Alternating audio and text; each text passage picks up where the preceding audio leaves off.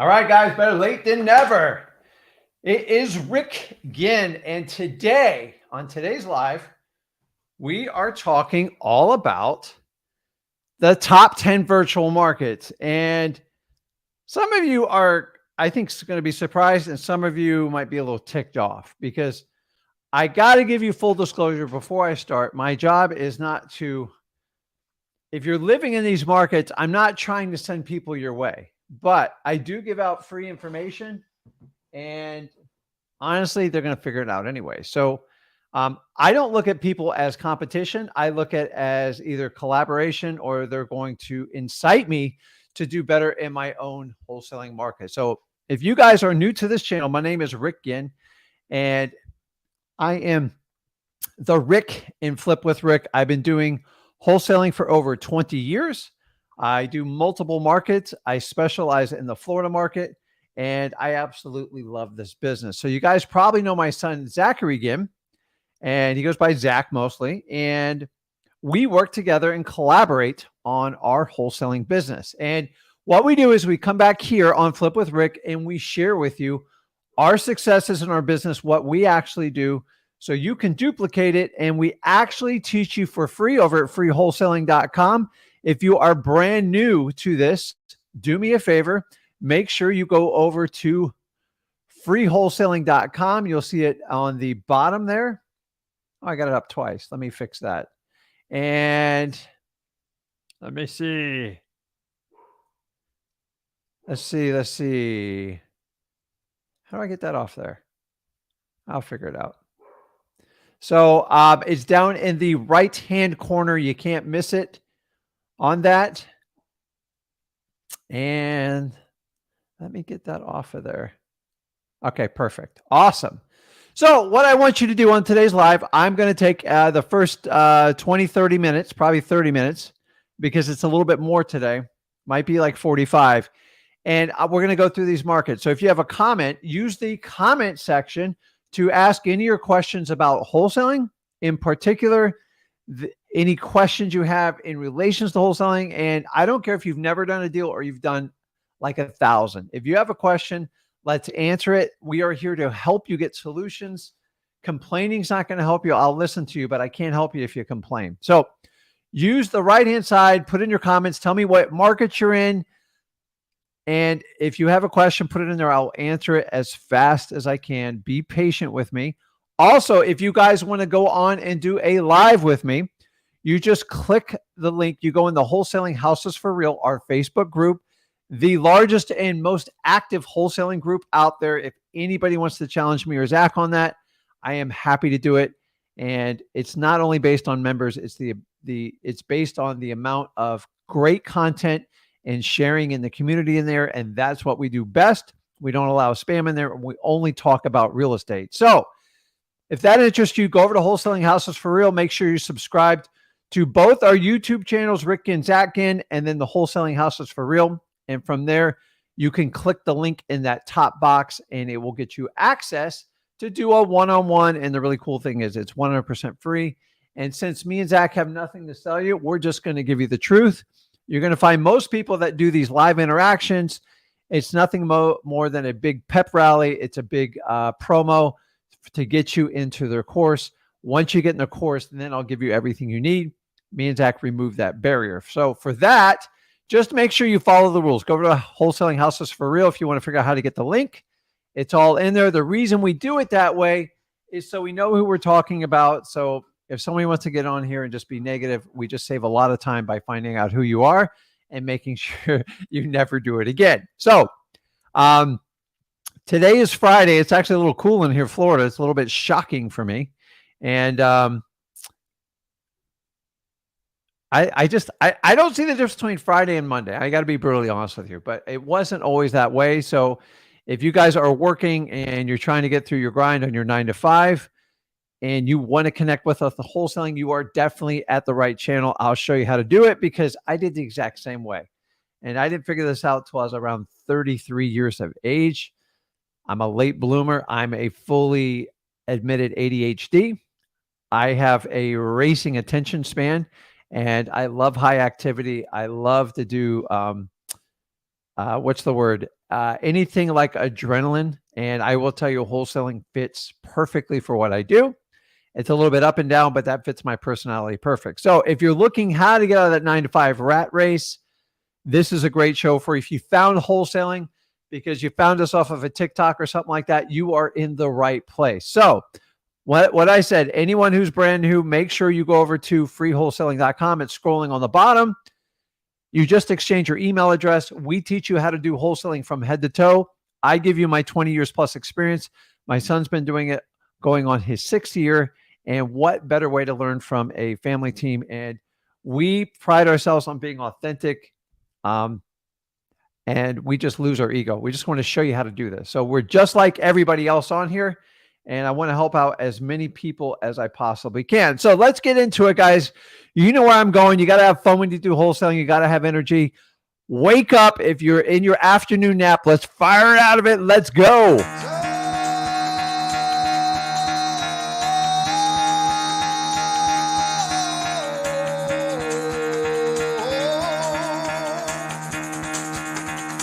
Get the fuck out of bed, bitch. Go.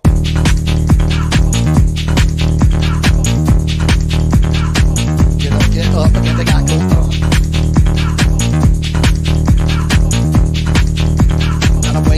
Gotta wake up, bitch. Get up.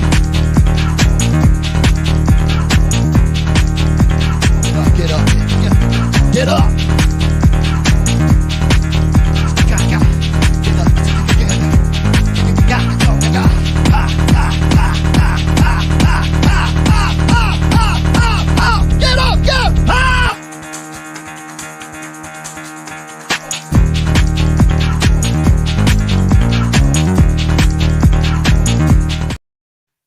That's the energy I'm talking about. So that kind of sums up what I do. If you just turned this on and you saw this crazy video, you're in the right place. So I believe even though you should learn from high quality people that actually do the wholesaling business, which means I show you almost on a daily basis. I was actually just signing docs in between for a closing in that. I did it that fast. So if you guys were watching me do it, I apologize. I'm probably going to have somebody come back in here in a moment to get more stuff signed, but we keep our regular business going while we share you this information. So I appreciate everyone. So I like to take people in order they come in the mastermind. So if you want to do a one-on-one, just make sure you go over to Wholesaling for Houses for Real and click the link on today's featured video on there. You click in there, there'll be a StreamYard link and you can easily connect there. So all right, let's go. It's cold in Florida, man. It's in the 60s here today, man. So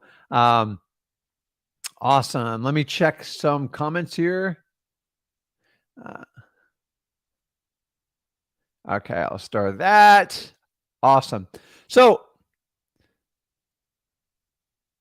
let's get into it. So we are talking about the top 10 virtual markets. And if before you think I'm like this brilliant scientist that like studies data on all in, I don't do any of that crap. I always look where people are having success and I look at trends in the market. If you can get those two items and you want to do virtual wholesaling, and if you don't know what virtual wholesaling is, just when you wholesale outside of your local area. So I'm in Florida. If I decide to go to Georgia, if I decide to go to Virginia, if I decide to go to Colorado, if I decide to go to Utah, that would be virtual marketing. So one of our biggest questions is to me and Zach is, hey, Rick, guys, what are the best virtual markets? So before I get into this, a lot of times your best virtual markets are places you have familiarity with. It's a big word. So if you went to school somewhere and you spent more time in there, like me. So I went to school in Tampa for a while when I went to college. I know Tampa well. My father lived there for a time and I have a lot of friends that live there, and my daughter actually went to school there. So I'm familiar with Tampa. So to me, Tampa would be an easy virtual market. Plus I have boots on the ground that help me out there. So if you lived in one place and now you live in another, you probably have an established footprint there. You know the values, you know people. Guys, I'm going to tell you, like, don't overthink this. A lot of times your virtual markets, unless it's in San Francisco, Manhattan or Miami, if you are familiar with a particular market, you have an advantage. So always consider that when you're looking at your virtual market. But today we're going to talk about if we had to sit there and just pick which ones to do. Now, I'm going to show you how I got this data. And I'd like to tell you, I'm not super smart on this stuff. I just go where the money is. So if you just randomly pick a place, go like,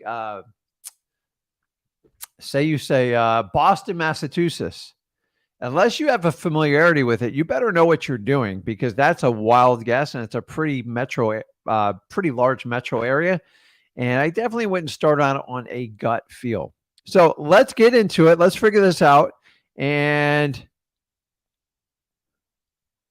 let's do this. Okay. So how do I pull this up here? Okay, let me show you some information, because the question is always, how do you get this stuff? Actually, let's start with our markets and we'll pick our way through this, because we got to get this done. Because my favorite part is just talking to you guys, because I'm a problem solver, man. Like, I don't like talking in theory. Like, bugs the heck out of me. So let's start with the number 10 coming in. Now, what are the factors we look at to find a virtual market? So number one, I've always taught you how to reverse engineer a market. If you want to find out which virtual market is, go where current wholesalers are having success. How do you do that? Simply go do a social media search. Facebook groups are some of the best, Facebook investor groups, and look for wholesalers to post their deals. I used to do this, so like I'm guilty of this. I would post my deals online. Eventually you have to put the address, the zip code, and then once you did that with the price, you basically gave every other wholesaler a blueprint of where to find the gold. And they still do it to this day. I still take advantage of it. We are in a society where everybody likes to brag. Everyone's bigger than what they say they are. And for that reason, if you bury your ego and take advantage of your competitors' egos, you can easily duplicate their success. So if there's fish in a pond and a guy's sitting there catching fish and he's showing fish pictures, that's probably one of the better places to fish. So keep that in mind when you're doing it. So all you have to do is get on a wholesaler's cash buyers list, because 95% of the wholesalers do not vet their cash buyers list. That's why me and Zach teach you at freewholesaling.com exactly how to vet your cash buyers so you don't get other wholesalers on it. You're looking for cash buyers, verified cash buyers. Once you get on that list, then you can easily track prices, addresses, and I like to track zip codes. Once I have that, I already know they're making money. I make sure their posts are current, and then I just reverse engineer and I go deeper in the data from there. But that's the easiest place to start in virtual markets. And most of these markets I'm mentioning you, I see a lot of success. I see a lot of people posting. So if your market pops up in here, I'm not picking on you. I'm not doing in that. Guys, we are in the United States of America. We share information, and we're here at Free Wholesaling. So the reality is most people won't take advantage of the stuff anyways. But if you want to, and I give you a head start in your researching market, I hope I just pop off a light bulb for you today. So let's start out and dive in. So the two criteria that I like to look for is affordability in the average price points, and I like to look at population. And those two pieces of data, you can search the internet for almost anything, and I will show you during this video on how to get that information. So number one popping up. Let me take off the, let's see. I don't want to mix these things up. Okay, perfect. So on the first one, it is, yikes, Greenville, North Carolina. So look at the population. I like a population 50,000 or more, and I like a growing population. If you have a declining population, you need to take notes, because usually when people are leaving an area, it's for a reason. It's because they don't like the politics or the taxation of that state or that area, or the jobs are leaving that area. And for that reason, I like to look at building population. So if you look on here, 217,000 average ARV after repair value, and the population 88. Guys, those are pretty low numbers compared to the average price. So the average price in the United States is just around 400 and dropping. I think it was 417 last I looked, but I think we're going to be sub 400 soon. So keep this in mind. And once again, I'm just giving you ideas here. So if I'm ratting out your market, if you're doing it the correct way, you have no worries. Okay, so that's coming in at number 10. So, by the way, I know a lot of investors that do very well in Greenville. Greenville's always been known, in my opinion, but it is very up and coming. And you're going to notice a trend with a lot of the stuff. So, the next one is Arkansas, Little Rock. I mean, guys, look at this ARV under 200,000, and you got a population of 200,000 plus. Guys, this thing's a gold mine. Like, I love this because people are flocking to it. People like the weather there. Obviously, I think they get a little bit of snow, probably in the northern part. And by the way, if you guys are doing like some of these markets, if you want to put a comment in it, don't like, hey, Rick, stop doing that. You're sharing my market. But remember, I go across the board. Okay. Population, 201,000. So if the minimum's 50,000, you're getting 4 times that exposure. So a high population, especially an increasing population, and low ARVs are great. I'm going to add one more factor after these next two. So my next market is Wisconsin. And I know I'm going to have people screaming at me because I got a lot of friends in Wisconsin. But the reality is, other than your really brutal cold winters, your price points are awesome. And guys, look at the population. That's insane. Over 500,000 people in Milwaukee, Wisconsin. I mean, that is like, I would do anything for that population in my markets. I can't even sniff that. So even as crowded as Florida is, my markets do not even add up to be that. So keep it in mind. And at 180,000 ARVs, like, you're starting to see where some of the affordable housing is, because that's going to be one of the big crunches over the next 2 years in the United States, is people are going to go to places they can afford to live, because there's some states that are just brutally expensive to live. New York, California, and the Northeast is expensive, and the southern part of Florida is really expensive, and there's a lot of places in between there. So keep that in mind. But 569,000, I had a hard time even wrapping my head around that. So now I'm going to bring up some places that you would never even think to even look. So remember how I talk about like New York is challenging? I always say Manhattan, because Manhattan, let's face it, that is the primo of real estate. And if you've ever been there, you understand why, because there's nothing left. But there is hope in New York, and people are flocking to areas just outside the downtown area. Now, I'm not familiar geographically with New York, so please don't eat me alive, but I know how to pronounce it. Rochester, New York, over 200,000, 210 to be exact, and 218. I didn't even know that was possible in the state of New York. So I love doing these because I learned so much, because I got to do a lot of research. And I also correlate these with markets that other wholesalers are having success in. So those of you say you can't do anything in New York, it's there. So somebody asked, what do you mean by a minimum of 50K population? What's that have to do with anything in the amount of leads you get? The reason why you want at least 50,000, because you have to have a robust market to sell your cash deals. The smaller the population gets, the less people want to buy there, because they feel like there's not enough buyers for it. And so a smaller population is harder to sell distressed assets like real estate, because there's less people. There's only a certain amount of people qualified and willing to pay cash and buy beat up properties. Once you get below 50,000, the population is very thin, and investors like to go where their money moves very fast. So our experience, anything below 50,000 it just takes a lot more time. It's just the truth. Anytime we contract a wholesale property with less than 50,000, it becomes problematic. Get below 40,000, it's very, very difficult. The reality is there's only so many people living there, and the demand's a lot lower. So hopefully that helps. Keep asking questions. I'll keep going on it. So The next one, I say Florida is almost impossible. There's still sections of Florida. I don't really call it Florida anymore, but it's up in the Panhandle. So that's the northern part of Florida that leads into Alabama, Georgia, and on the edge of Louisiana and South Carolina. So 322,000. A lot of people have flocked to the Panhandle. And my 10 years prior to this, the Panhandle, like, it was so dirt cheap. It was ridiculous. Now the ARV is 248. That was sub 100 when I started doing this.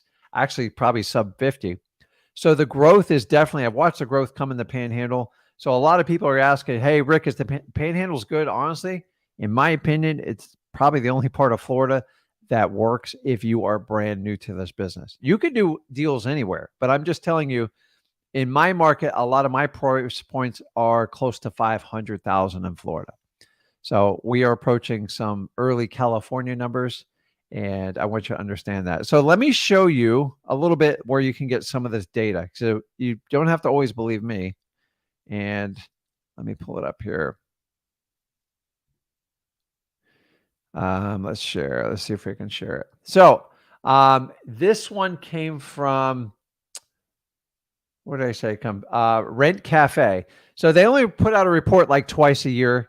No, I don't pay for any premium services because I have other premium services that I value over this. But what I like to do is you can look at a lot of things. So this right here, you can do a rental analysis. Rick, what do you care about rentals?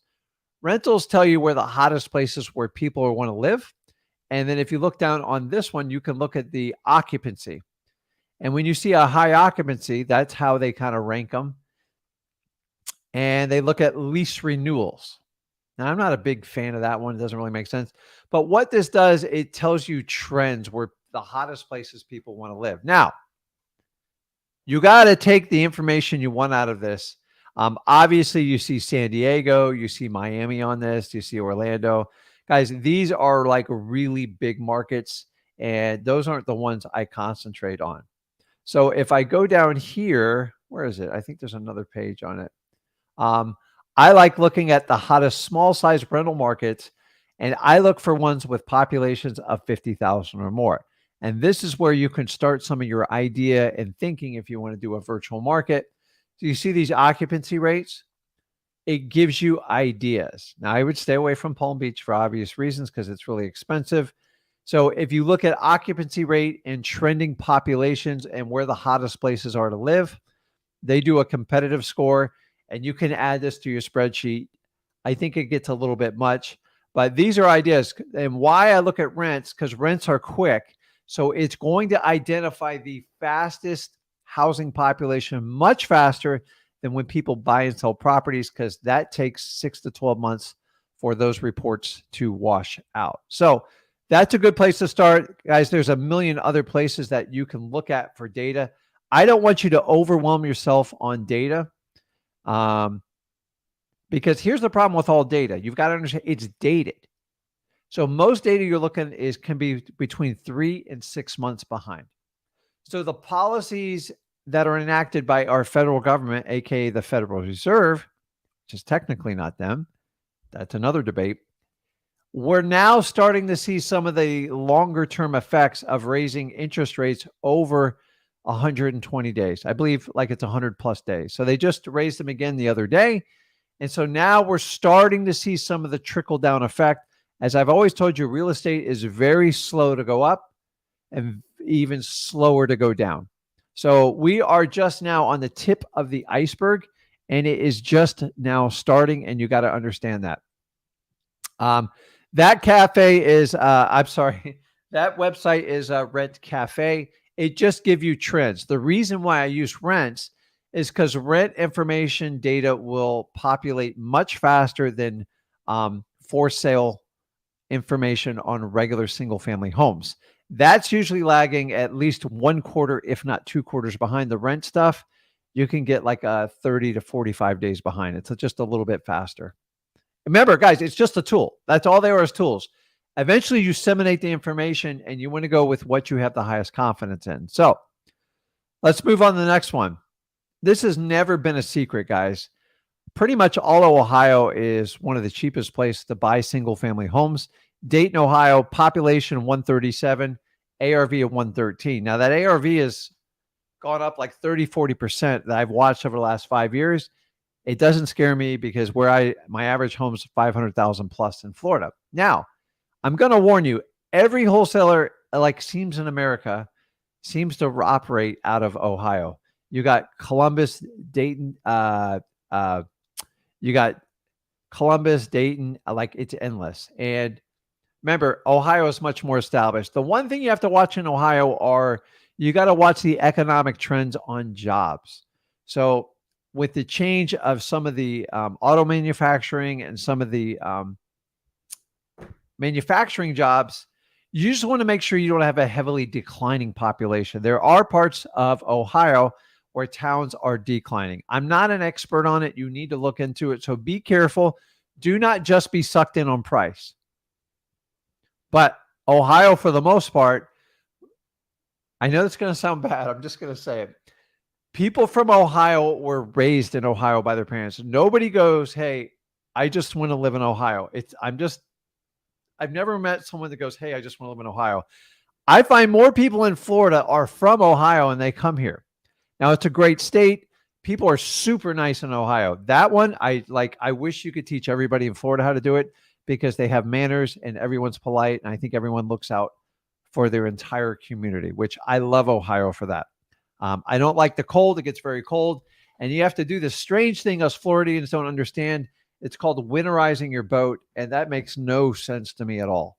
I want to use a boat year round. But if you can deal with the weather, Ohio, the spring and the summer are Florida, in my opinion. But that's it. It's really good. So the price points are awesome. I've done a lot of deals in Ohio. I've JV'd all of them because I'm not familiar with the local pricing. So I find someone who has a really good size operation and try to see if they can move the inventory in that. So let's move on to number 4. Did I not push the button? And that's Birmingham, Alabama. And dude, this, I just think the entire state of Alabama is ripe. So it's great weather. People like it. They like the taxes there. They like the political environment. Jobs are pouring in. Companies are pouring in there. And population almost 200,000, which is a major increase. And then the ARV at just above 100,000. If you are in that local market, you need to be running hard because these prices aren't going to last. So this is one of the markets where you're not going to see a giant downward trend, in my opinion, because people are flocking to affordable markets. And if you're in that market and you're doing wholesaling, it is phenomenal. Now, I'm going to get into other ones where I know a lot of you guys are doing business. Remember, I'm giving the honest truth on how I would rank these markets. And I told you the factors. I did population, the ARV, and I did the hotness of the market, meaning people want to live there. Like it's smoking hot, rentals are through the roof, and they go from there. Now, you notice a trend a lot south or like the extreme north. Take it for what it is. It's just data, and you can reverse engineer. Chattanooga, Tennessee, 182K population, ARV 288. Now it's a little bit higher, guys. This number has exploded in the last few years. But the thing is, it's super, super, super desirable. So if you can get average, medium price points, and I got to tell you, the people in Tennessee are nicer or as nice as the people in Ohio. Like I've never met a person from Tennessee I didn't like. So they definitely got that going for it. And it's really good weather. They get a little bit of snow, but you get the mountains. You're still able to get down to the Florida and the Caribbean. So it's kind of like the perfect location. And they've had a huge explosion in population and the tax environment's right. For growth, it's just phenomenal. And they got a lot of vacant land. Not a lot of the vacant land, but there's plenty more available. So we are wrapping up to the final 2. I promise we're getting there. And Ohio, I like this one. Ohio man is the new Florida man. I got to tell you, man. So you guys know I like football, but like whenever my teams would play like Ohio State and stuff, Although I don't like the Buckeyes, the fans actually they're pretty good. Like I can't. They're much more accommodating than the fans in Florida. I'm just saying. So that goes for UM and University of Florida, which are the teams I like. But um, they're just respectful. Well, we can learn something from people. Um, okay, so let's get to the top two and let's start talking to people, man. So this one's no secret. I've said it before. Grand Rapids, Michigan. Please, my Michigan peeps, don't yell at me. But if I'm going to be transparent, I got to tell the truth. I don't hide markets. For full disclosure, I'm active in these markets, so I never look at anything as saturation. Whoever wants to go out and get the business and does it best, but almost 200,000 in ARV at 262. That number has gone up substantially in the last 3 years. And with a final drum roll, we're rolling on to the last one, which is going to be Fort Wayne, Indiana. I've known this little secret for a long time. I verified this through the reverse engineering technique I taught you by other wholesalers' egos. And at a population over 250, 265 to be exact, and an ARV of 205, Indiana is wide open. I mean, and it's just not Fort Wayne, guys. Take a look around it. I love it. It is a favorable environment. It does get a little bit cold there. So once again, make sure you analyze the populations in the town or the city you're looking to do business with. And you're going to have to make a decision on the economics of it, because sometimes some of these towns up in the north, they can still have declining populations. As long as you have a big base and you're not teetering on that like 50, 40,000 number, you should be fine. But heed the warning, because I know Ohio has certain sections that are retracting because people are moving out because it's not a favorable business environment, meaning they were initially set up for factory jobs and now they switched to more of service jobs and online. So you've got to understand that. So guys, those are my top 10. I told you the biggest thing. Hold on. The biggest thing you've got to understand is these are virtual markets. No person has a, what can I say on it? A monopoly on them. So I have people who come in my markets. You guys know exactly which markets I'm in. And it is what it is. I can't stop people. I don't get mad about it. And honestly, I embrace the competition. And I just make sure me and my team are up to par so we can try to beat out anyone who wants to play ball with us. And understanding when you go to virtual markets, you are at a slight disadvantage if you don't know that local market. And so you have to move with greater speed. You have to create urgency and you have to be willing to learn that market. On average, on a virtual market, it usually takes about 3 months to even get it profitable and dialed in. And for those of you looking to do virtual markets, because you're in Miami, you're in Manhattan, you're in San Francisco, that's fine. It just takes some time and you're going to make mistakes. It's no big deal. You just have to progress and move forward. And I always tell you, if you're doing virtual markets, you should always be doing your local markets, even if you're in Miami, Manhattan, because you know the lay of the land, you know the people. And when an opportunity strikes, you have the weapons to take the deals down if it deems a wholesaling deal. So that is my pitch on the markets here. It's not a pitch, it's just the facts on it. So Kayla, so I understand. So nobody knows which market I said we're in. And like some people are going to do stuff with this and some aren't. If you liked one of the markets on it and you're considering it, you need to go a step further and you need to verify it yourself. I give you information to just try to like spark an idea in you.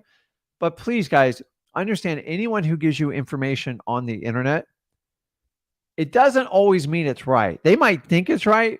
Like you might do some other research and counter me on it. And I'm fine with it. I'm open with it. But if I was going to do the research, the top 10 I just gave you, exactly what I came up with.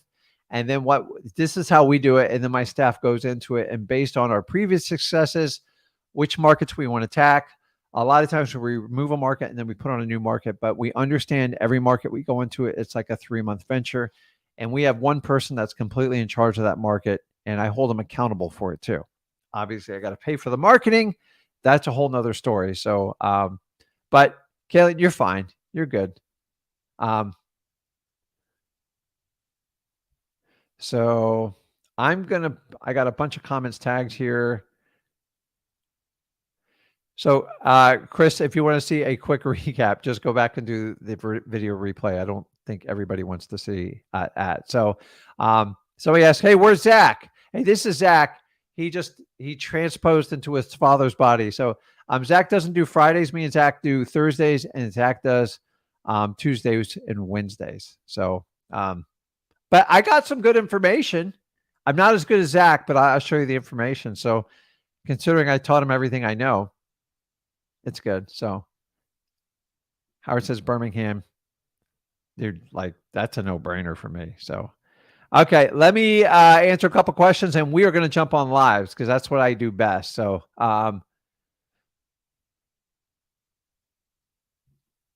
so he says, I found some properties I want to take a look at, but have zero for the process as that's my intention on starting. How do I start with the no money? I'm in the Midwest, Texas. So the first thing I'm going to have you do is go over to freewholesaling.com, go through that course not once, not twice, maybe 5 times, and pretend I'm a guru that knows a lot. And I do because I'm going on 21 years. And assume you paid me $5,000 and take it seriously. The problem in our business is if you go and buy a course, and there's a lot of courses out there, is you're going to pay a fee and you're still going to have to go through the tasks of working through wholesaling. So a lot of people feel better when they pay and they get really upset when it doesn't work out. This is why we have this entire movement going on here. So I guess what we need to really define there is, I would love in the comments, what do you guys define a guru as? Because I'm seeing all this stuff from who's a I don't a guru, the word's intent, if you look it up in the dictionary, has to do with like religious stuff. It's almost like, I say cult like, but it's a little bit crazy. But if you guys want to give me a definition of gurus, we can expand on that further because I don't like people are trying to label like I don't label anyone as a guru. Either you fit the mold or you don't. I don't care. I think a guru is like a religious cult-like leader type of deal, and throw anyone who charges for like what they do. But technically, that would make a lot of people a guru. So I don't know the word. I think it's more of just a coin phrase people use, and we're all pissed on people who charge for services when they don't know what they're doing. I think 99% of the world would think that's wrong. But you got to get more granular than that. I'm telling you. Joshua asks, hey, Rick, where would you recommend looking to find great boots on the ground when virtually wholesaling? I'm in the LA County, not the best wholesaling market. You kind of got that right. So I'd like to give you this real magic formula on boots on the ground. So number one, you start with any friends or family that you can utilize in those markets if you have them, because the reality is boots on the ground, you need someone to go out, take pictures, look at a property, and occasionally help you get a signature inked. That's the extent of the boots on the ground. It's nothing more. It's nothing less. I always start out and I give a boots on the ground a basic instruction. And if they can follow it, I pay them and then I'll ramp it up from there. How do I find them? Honestly, just good old social media. Craigslist is still a great tool for that, but there's a lot of crazy people out there. Understand you're going to have a high turnover. Make sure you do not pay someone unless they deliver you services. So if you told them to take 50 pictures of the house, when they upload 50 pictures to a Google Drive, and if they can't do that, don't hire them. And then you're going to give them $50, $75, or $100, then do that. But if you try to pay them first, they're usually trying to scam you, and you're going to go through this. So on average, in each market, I go through about 5 or 6 people till I find someone that actually do what they say. And when they do, I try to hold on to them. And then once they demonstrate trust, then I'll have them help me talk to sellers or even buyers to vet people out. So hopefully that helps you out. But the good old internet's still the best place to go. Unfortunately, Craigslist is one of the better places for it. So, okay. What did I do with that? Okay, back to live comments here. So Riley says, gurus are here strictly for the money. Do you guys agree with that? I don't know. So let's be fair. Let's look at everyone. Alonson says, I've chosen gurus mentors based on how involved they are with their students. Someone not removed once you pay for their course, however, not paying anymore because I find myself still lacking. So This is the common problem most people have. I hate the word guru because to me it is a like religious leader. So it's okay to look up to someone and strive to be in their shoes, but like if you assume everything they say is like 100% correct, the problem with the guru is it's a lot about it is a business. And I want you to understand most people selling coaching services, whatever you want to call it. Now it's coaching, mentor. Um, I saw somebody skill set coach the other day. The reality is if they're not still wholesaling, it's very tough for them to be teaching you this business. It's just the truth. And if they ran a successful business and they kept wholesaling, why would they stop wholesaling just to do coaching? And that's probably like one of my biggest challenges. I like people that do deals in this business and they love it. The people who strictly do it for the coaching, it is about the money, because why would you not invest in real estate as opposed to coaching? So I agree with all the statements you guys make. The reason I say it just because it gets like muddled up. I have no problem with someone's going to teach this business wholesaling with integrity, but I'm here to tell you, if me and Zach teach it for free, take the hint. I don't need the money. Can I get the money? Yes, I could easily charge all of you $4 or $5 grand. And do you know 10 people a day offer me and Zach that a minimum to work with them one-on-one? Why do we churn it down? If I was a shyster, I would take every dime of it because I don't want it. It doesn't make sense, and I cannot teach the masses by doing one-on-one. And the reality is most people teaching this business, it's not one-on-one. It's 100-on-1. It's one coach, 100 people on Zoom once a week, and they rotate the cycles. Oh my God, I just let the cat out of the bag. Here's the problem with with the coaching, wholesaling environment in particular. They don't give you any of these facts before you pay them. And actually, you have to go through a discovery call to get into the program.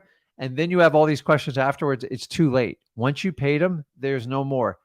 And here's the really cool part. If you don't like what they're saying, or you question it, or they consider you problematic, they just kick you out. And you sign all the paperwork to say that.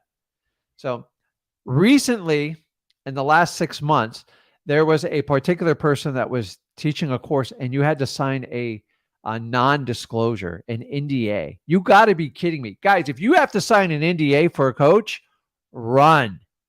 That is a bad, bad sign. Or if any coach or group of coaches or people say, you could only use us, we're the only ones that we're doing, that's ridiculous. There's thousands of people that know this information. We all learn from someone. And that's a very selfish comment. It's just like, it's business. You guys get to pick who you want. And I want you to make the best decision possible, the one that's going to get you to your first wholesaling deal.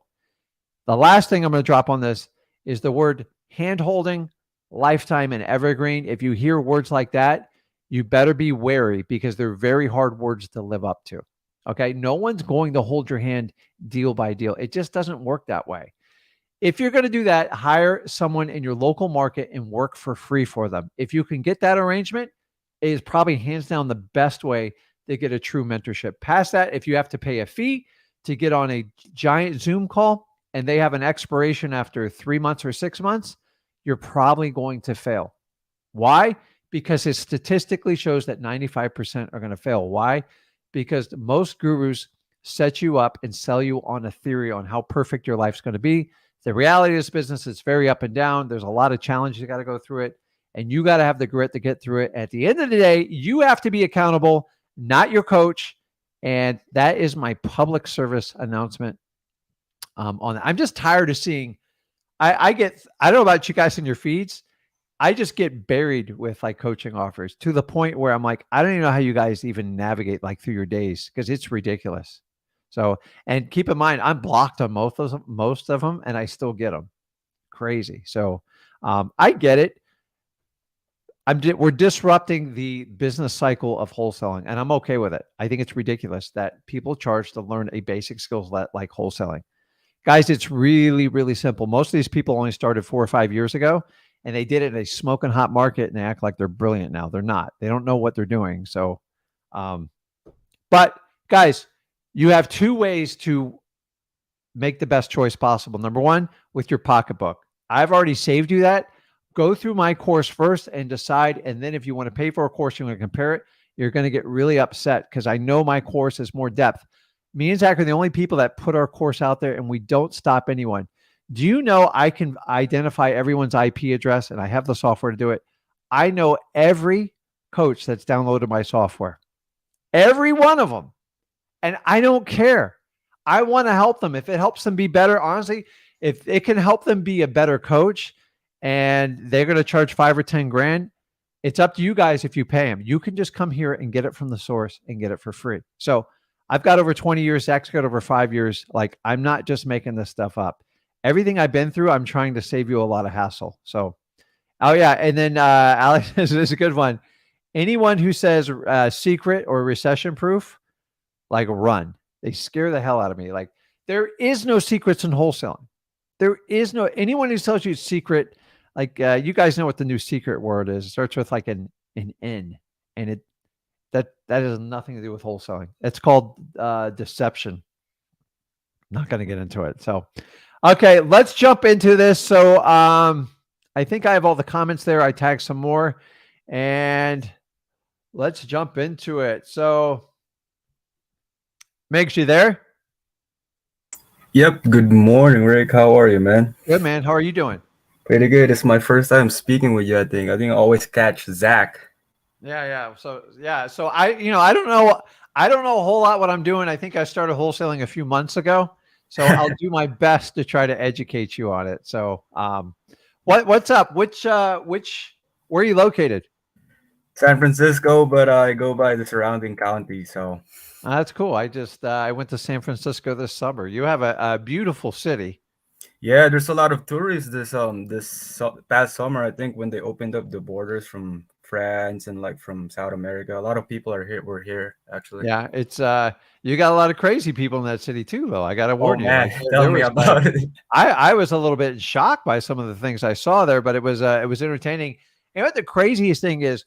It was cold there in the summer, man. Like, it was like, so I'm a Florida guy. Wow. We're just used to the heat. I was just like, it's very nice. And then the fog was kind of neat there, but man, your city's expensive, dude. Like, I'm like, man, everything costs so much here. I'm like, I'm used to it though.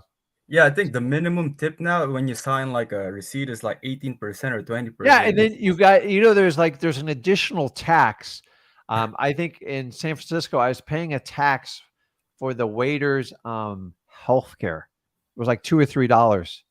Oh, And I didn't asked even what it's see for. that. They're like, you don't have a choice. You just have to do it. And so by the time I was done, they wanted to put an 18% gratuity, which I'd give 20 or 25. So you like penalize yourself by doing that.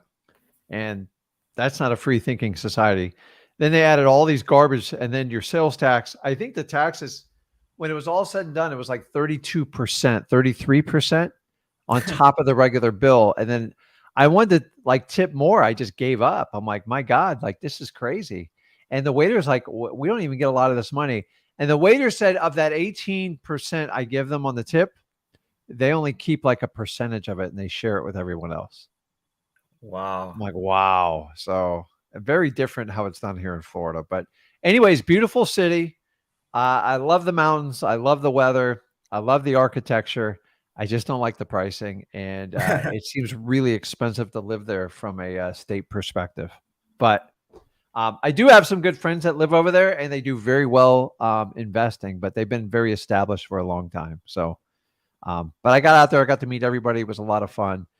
And I didn't have time to do a meetup and stuff because, like, when I take the family, I'm kind of not private, but like they get, they want me. Everybody doesn't want to work on their vacation, if you know what it means. So what's going on, man? What can I help you out with? Yeah, so I just got a PDF for current probates that was filed, and I'm seeing like case type says established fact of birth, guardianship, letters of administration, conservatorship. Do I go for everything that's active right here? For probates? So I'm not sure what your question is because you kind of gave me a lot of data there. What's your specific question on it? Is it probates in general or what?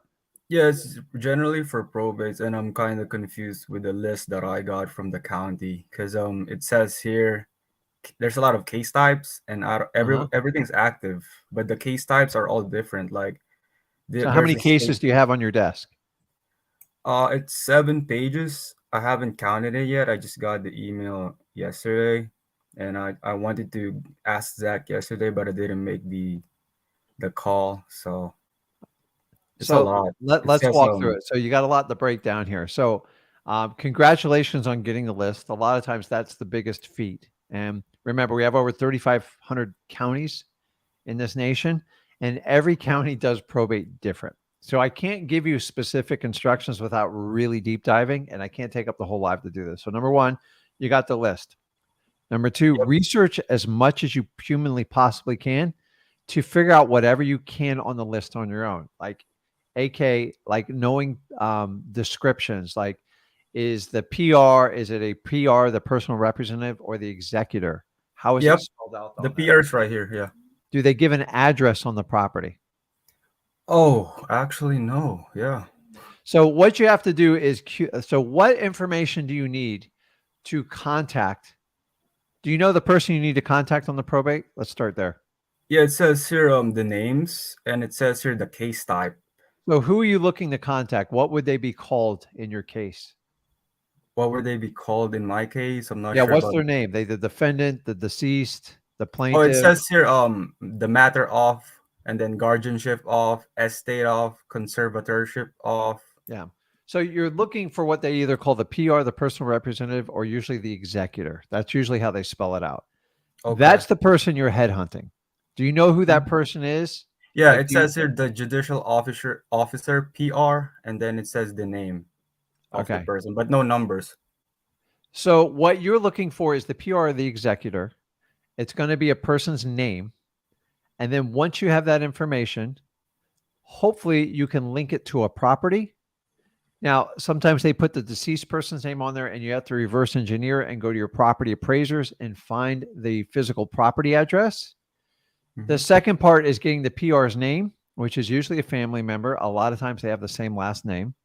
Sometimes they don't due to marriage.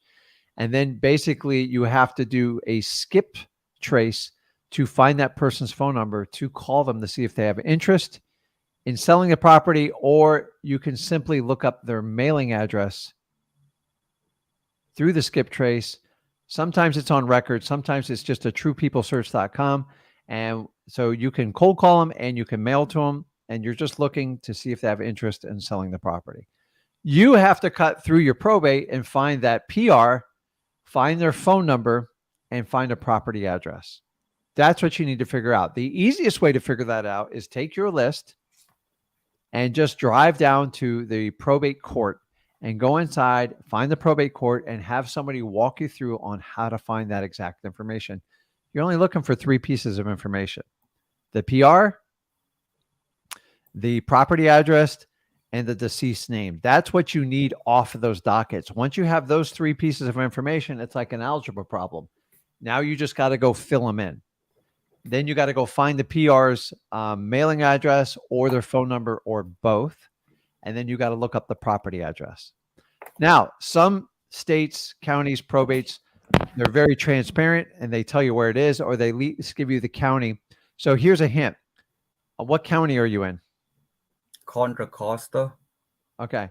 So what you need to do is look for a property under that deceased person's name, under those county records, under the property appraisers.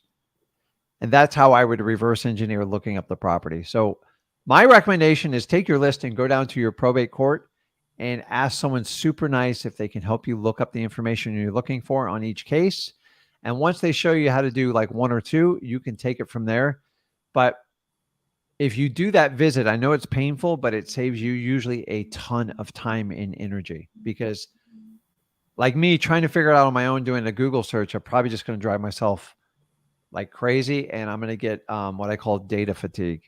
And sometimes, like us men, like we're really bad. Like tell the ladies in the comments here, tell me if I'm right. We're horrible at asking people for directions or instructions because our stupid pride and ego gets in our way. So I'm telling you, I tell everyone to be a really great wholesaler, lose your ego, because you can get anything you want once your ego's out, because you're not trying to satisfy your ego. So it might take you 4 or 5 hours to get nowhere on your own. Or if you go down to the courthouse, take an hour, you can probably like nail it out in one visit. But you have to keep going on and you have to getting through. Your only downside is you just don't know what you're doing. So you have to be make up for it in enthusiasm and speed, because you just fast forward through it and just learn and try to make money while you're doing it. So I would go down to the courthouse and just ask for instructions.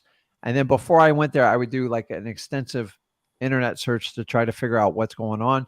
And remember, you can go in your county's website and research the probate process. And a lot of times they'll lay it out online for you as well too. They do a really good job in like Florida and Georgia doing that.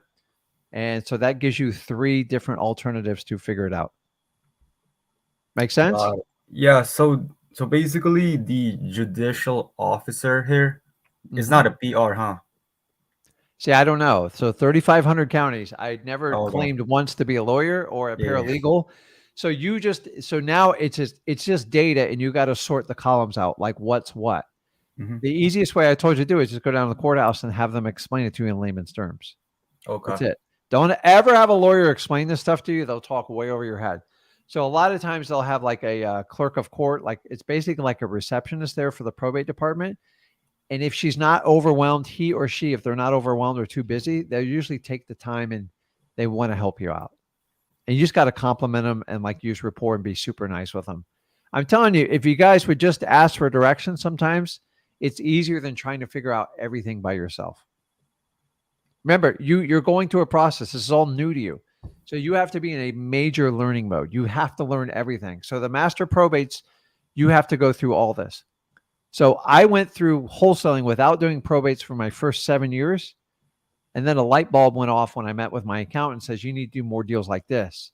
I found out that they were probates. We did them by accident. How can I do them on purpose? And the exact process I'm telling you to go through is what I went through. And it took me about 6 months, and boy, did I dial them in. And to this date, my operations is based on it. They're slow, they're methodical, but man, when they hit, they are the most profitable deals in your pipeline, hands down. Got it. Just a quick question about it too. They're very responsive in the email, but it's still better to go in person, basically. Yes. Think about this. If you ever go see people in person, it's just easier. Okay. It like you can't get rejected. It's much harder to get rejected in person as opposed to an email is probably the coldest thing. A text is cold. Phone calls warmer. In person, man, it's hard for anyone to ignore you. So, Got it. okay. Yeah, and then I have like maybe 2 more questions. So I've been cold Hold on calling. one second. I got to fix one item. So guys, hold on.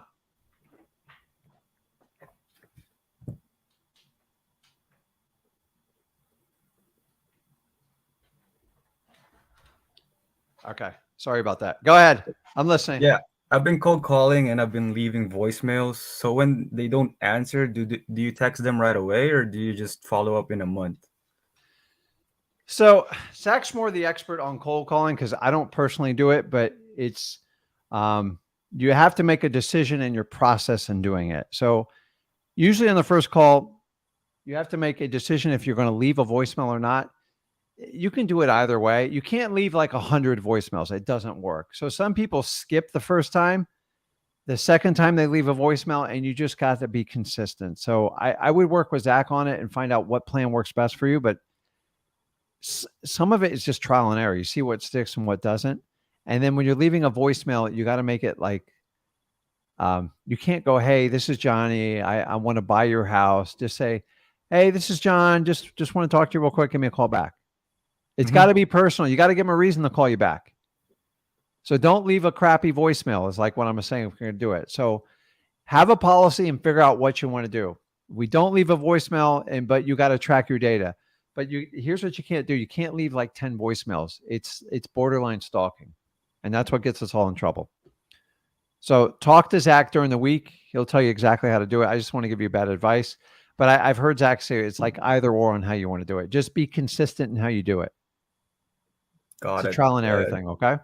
Yeah, last question. I know Yes. most of your business is from contract assigning or wholesaling. I was just curious, how many percent of your business comes from flipping actually? What do you define flipping as? Like renovating and then listing in the MLS or Okay, so if you're talking about fix and flipping, yeah, fix and flip, sorry. I don't do that. 0? Why? Oh wow. It's a sucker's Okay. bet. I'll sell to That's you guys all day long. You know what percentage of people that are getting killed in the market right now? They're mostly fix and flippers. They're getting destroyed. And by the way, I was a former fix and flipper. I tried it. And you spend time designing homes and working with contractors that are unscrupulous. And I don't have a problem with it, but like, guys, fix and flipping is very taxing. And here's the problem with fix and flip. It is an undetermined profit level. Do you understand that? It is risky. You buy a house, you start breaking it down and you find termites in it. You can't just ignore it. You have to fix it. If you have a structural problem, if you have a truss that's cracking, if you have a roof that's leaking, you have to fix it. So fix and flippers can never know what the true repairs, because what types of houses are they buying?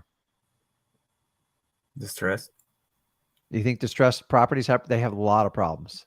Yeah. So I've done it, dude. I'm just telling you, like eventually you get caught with your pants down. So like right now, I have more fix and flippers calling me now than I've ever had them call. And I'm just, unfortunately, I have to let them suffer. You fix that whole house up. You come down to this number. I'll do a creative deal with you. I'm not paying you cash for it. No one's going to pay you for it. You paid too much for it. And that's the problem with fix and flippers. And let me ask you, how many fix and flips do you think the average person can do in a year? Probably, I think, because I'm new, but I'm new to the business, but maybe 4 to 5. I don't know. Yeah, it takes 6 to 9 months on average on a fix and flip. So like do the math on this. Like guys, people like feel very satisfied doing fix and flips. I kind of did it too, but the problem is it becomes a job. It's very exhausting and you're not looking for other deals. And I can make so much more money doing wholesaling than doing a fix and flip. Now, if you want to cherry pick a deal, you want to keep it for a family member, do something like that. I'm not talking about that. We teach you a specific task called wholesaling. That's the most risk I ever want you to take. You ever heard of a wholesale? Yeah, I saw it in the course. Yeah. You just 10 to 14 days fix up, throw it on the market to the highest bidder, move on with your life. So I've done fix and flip. I've had deals where I've made well north of 150K. I've had deals where I've lost 70K. And most of you don't have the stomach for it. Number 2, you can only do so many. Number 3, you are controlled by what when you do a fix and flip? By the lender? Market conditions. Oh. You're stuck.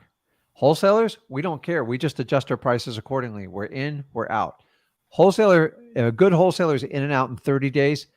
If you want to get a little bit riskier, make a little bit more profit, and you have funds to do it, you can push it to 90 days. I don't do long-term fix and flips. Those are like TV shows on A&E, fix this house, whatever. And by the way, most of them, the numbers aren't even close to what the reality comes in. So you know why those shows are so popular? Marketing? I don't know. Because people love like to take a beat up thing and fix it up. That's why you see, you ever see these things where they take like old, what do they take? Like restoration. I don't know what it's called, but like they take like an old thing that like you grew up, like if you had a PlayStation, it's the first one, like they come back in style 20 years later because you played it as a kid and you're like, oh, I can restore it. It's great. Same thing with houses. People love people like to be designers. And when you see a wholesaler start being a designer, when you start picking out tiles and stuff, you're not a wholesaler anymore because you're in a design mode. And the problem is you will not be able to do enough houses. And guess what? If you're going to do like 20, 30, or 40 houses, you need project managers. You need contractors with employees. You're going to have a huge payroll. How much money do you think you're really going to make when it's all said and done? All that stuff for TV shows, people say they make like 100K. Dude, give me a tax return on that specific property with everything. It's hard to figure it out. It just makes for good TV. And those TV shows are responsible to bringing more flippers into the market. And I like them. Go do it because that gives me more customers. I sell the more fix and flippers and let them sell the dream. I know a lot of them are wrong, especially in the last 4 years. So just wholesaling, the money in real estate is always in the deal. It's not in the design and the fix up. So the only way I'd be a fix and flipper is my partner would be a licensed contractor because you need someone to control that part of the business. And if you think wholesaling is difficult, go deal with contractors. It's a lot of work. So that's fix and flip is what you're talking about. And if you do that, it's really hard to keep wholesaling. And Most of you guys are single, if not partnership operations. And for that reason, if you do a fix and flip, it's going to tax you on time. And you don't have the expertise, and it's going to take you a year or two to even get adapted to it. Wholesaling, you can get in and out. When I was really good, I did 16 properties in 1 month, all by myself, because I was so efficient at working the system. I drove myself nuts, and I learned from that in the long run. But I'm just telling you, you have the capacity to do it. The question is, can you master your market to do it? So start with probates and go from there. Got it. This is golden, man. I appreciate your time. Have a good weekend. Now Happy you got Friday. it. The money, guys, is always in the deal. It's not into the fix and flip. And everyone has a tendency. So here's the best cure for it. If you're itching to do it, just do it once and you'll see what I'm talking about. Stuff takes time, especially anything that needs a permit. It's a nightmare. So it's every time I've ever got tempted it, I just remind myself, I don't want to wait 6 months to get paid. So how many of you want to wait 6 months to get paid? Now you can make more, but a lot of fix and flippers, they can't move their properties right now because they over leverage themselves. They overpaid for it and they're in big, big trouble in my opinion. So, okay. Crystal, you there? I am. How you doing? Good. How are you? Good. I don't think I've talked to you before. Have I? You have. It was Oh, a okay. couple days ago. And it was about the triplex that I was trying to get help with because it was my first. I said I quit my corporate job.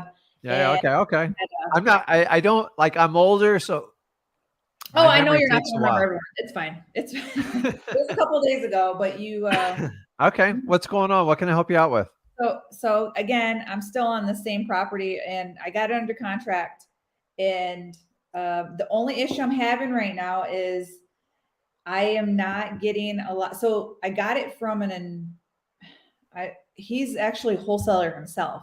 So I didn't realize he was a wholesaler until after the fact. Is there any issues with that? But he has a whole bunch of properties that he even told me, he says, if you get rid of this one, I only have a 10-day inspection, unfortunately, and a $2,000 EMD. So that's why it was kind of a risk, but I can get out before then. So I have an exit plan on that. So So that's why I'm under the gun right now to get cash buyers in here. So what day are you in your inspection period? When's the Wednesday? No, Thursday is my last day of next week. So what day have you is had that? any activity on your cash buyers?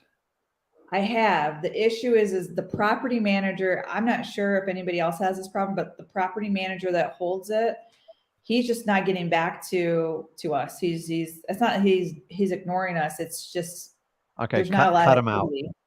Cut them out. What do you mean? You're never going to make it go like working through them. So if you guys have too many layers and you have a short inspection period, like less than 2 weeks, you any obstacle, you got to remove it. Realtor, anything like that. It's just, otherwise you're not going to get anywhere. Okay. So, Yeah. What do you suggest? Just go over there myself and say, I well, have here's the control problem is, how did you find the deal? Is I guess my question. So the list was, I forgot what list it was. I pulled him from a list. I cold called him, and it was from PropStream. I just know that So it was just one of my main lists. So does he own the property? He does own the property. Yes. Okay. So he's the owner of record. So you should have something from him to be able to access the property. Is there tenants in there? Or is it vacant? Yeah, there's 2 tenants in there and one's vacant. It's a triplex. So whatever you got to do to cut out the property manager, because the property they don't care about your inspection period or anything. You're going to have to bypass them. Either get a key or get an agreement with the tenants, but like, do not let a property manager run your life. They are not going to help you out. Yeah, because Like, he's stressing me out right now, especially with this short period of time. I'm like, I don't know what else to do. Skip them. Like, if the person wants you to buy their property, they got to give you access. And if you can't get like reasonable access, you need a much longer inspection period. Honestly, you can actually use the property manager to your advantage and ask for an additional 2 weeks. That's what I would do. Go, listen, dude, we're going to the holidays. Everything's going. I between the tenants and your property manager, like I need like 10 working days. I can like look at this. Between holidays and weekends and your property manager not getting back to me. I don't know what to do. I would ask for an extension right off the bat because it's ridiculous. You're going to have problems with it. Like you Yeah. still need to see if you can find someone else that's going to buy it. But I Right. don't like the tight window. I Oh, think I, the 2000 is ridiculous, but yeah. No, I think it's just, he didn't know me. So maybe he's testing me because he said, I'll give you unload former properties on you. But right now it's like, basically I'm showing him, I don't know. yeah, I agree with the strategy. Just do one, but either Yeah. ask for an extension now. Say, listen, I got the holidays coming up. Your Mhm. property manager, I've waited like 2 or 3 days. He won't respond to me. Um, let's do an extension. And how can I get direct access to the property? So I kind of reset your time clock. So Okay. um, I say, listen, I think you just got to give me till the 31st. Like, let me do what I need to do. You got nothing to lose in between that time. Okay. All And right. if not, threaten to get out of the contract. Just do it. Like, you don't have to, by the way. So if he calls your bluff, you just got to kind of like, okay, I'll just give it a shot anyways. So Yeah. call his bluff. Who cares, right? Right. Well, I You don't have know. a lot, like you got the holidays, you got the end of the year, and you got a property manager, and you got an occupied tenant property. So, in my opinion, anything less than 30 days is really hard. And you got to vet cash buyers and get people in there to look at it. So I would just ask for it now because I guarantee you're going to have to ask for it. The sooner you ask for it, the easier it is, in my opinion. And you have valid excuses for it. These aren't like BS excuses. You have challenges. Property managers, like, they do not work. They will not work with your schedule. And honestly, they think you're going to put them out of a job anyway. So they're going to sabotage your transaction. On the other note, when you say he's a wholesaler, I don't, as long as he's the property owner, Yeah. I don't really care. I would care if he didn't own the property and he's trying to daisy chain it with you. I'd tell you, just get out of it. It's a nightmare. Yeah. So No, if he owns it, then I'm not crazy that he's a wholesaler because he knows exactly what you're trying to do. But like maybe the transparency makes it a little bit easier for you in the beginning, yeah, right? no. Yeah, it did. It did. Yeah. He So asked, 2 grand, you should tell him I need till the end of the month. End of story. Like it's yeah, not fair. he It's should not under, fair what I'm doing. I need time because if I can't get my partners and my buyers through there, I can't fulfill your contract and I'm just going to get out of it anyways. okay. So I would ask them sooner than later because I'm telling you guys, the one thing you got to understand, the one thing I know around the holidays, and people start checking out like around early next week, like bad. Yeah. Tenants will check out, owners will check out, and my God, your title companies. You know what? You know how many Christmas parties I've been invited to at the title companies?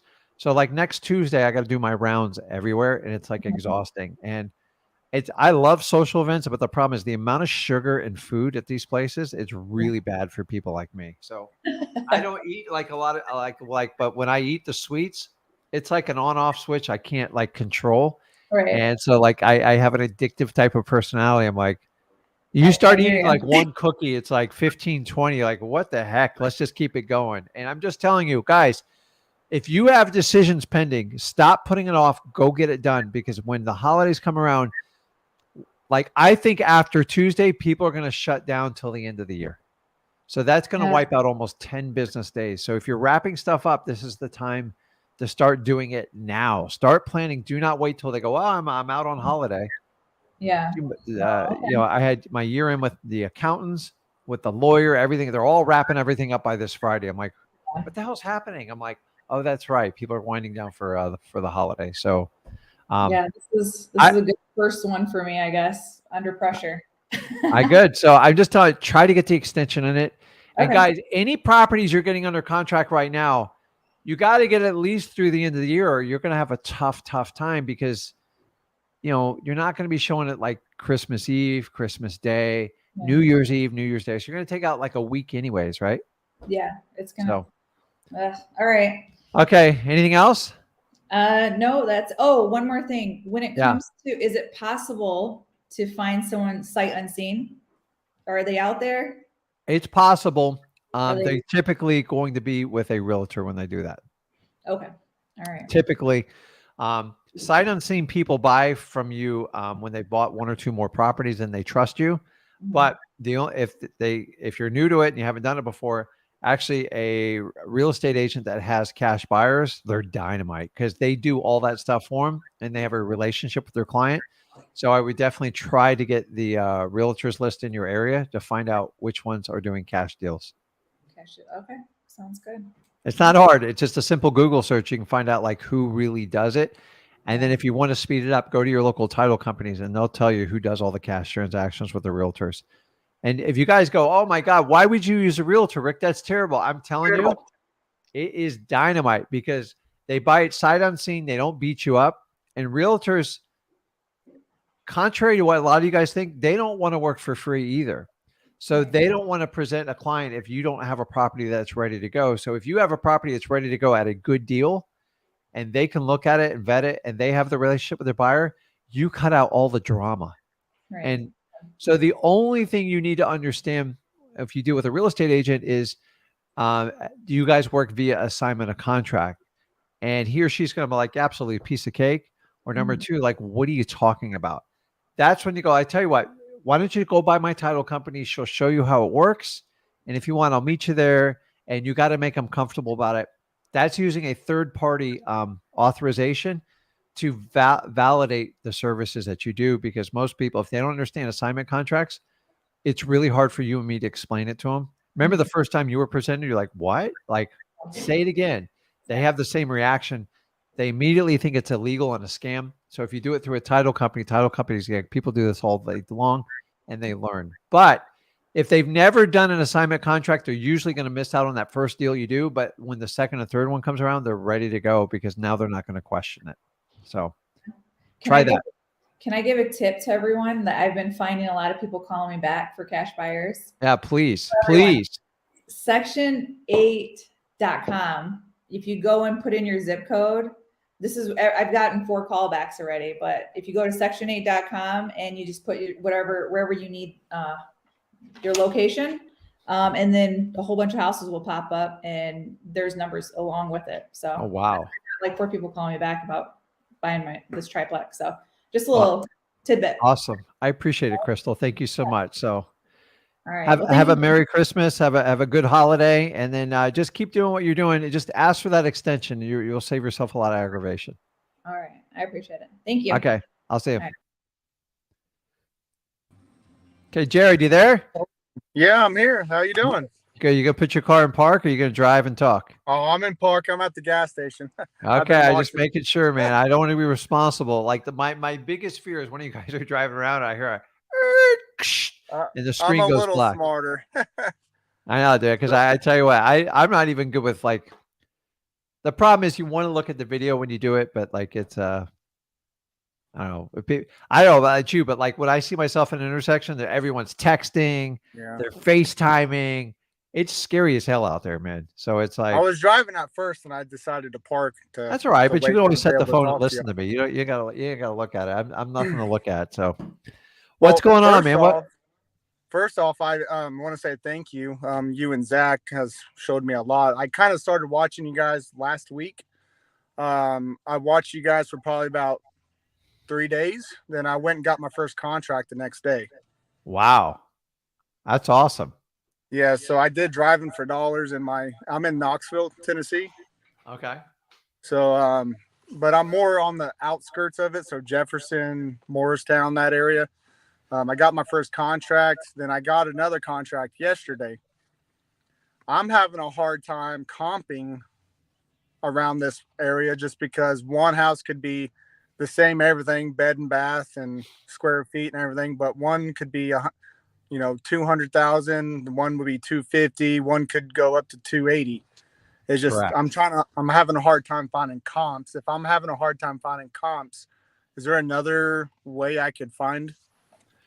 You're talking about regular single family houses, right? Right. So are you in more of a rural area where it's spread out? Yeah, kind of. So that's going to be the challenge whenever you get out of a decentralized population where so the more houses you have, the easier it is to comp. That's why. So what's the population of the town where you're doing business? I would say probably less than 50. Yeah. So that is the challenge. And that's why we teach the technique. It doesn't mean there's not value in these properties, but number one, you have less comps to get a solid number. And number two, you have less desire for the property. You don't get that demanding overload response. So What you need, your biggest asset when you get these is you need more time than the average person doing it. So if you understand you need more time, you just got to build it into your offers on your inspection periods, because doing like a 7, 10 day or 14-day inspection is going to put a lot of stress on you in the beginning. Yeah. The reality is once you start doing them, you'll start to find the trend and you'll find like a baseline you can work with. And you've got to understand, you're probably going to have to give up a few contracts to figure that out. So, I'm finding the buyers, and I feel like I'm doing the ARV pretty good.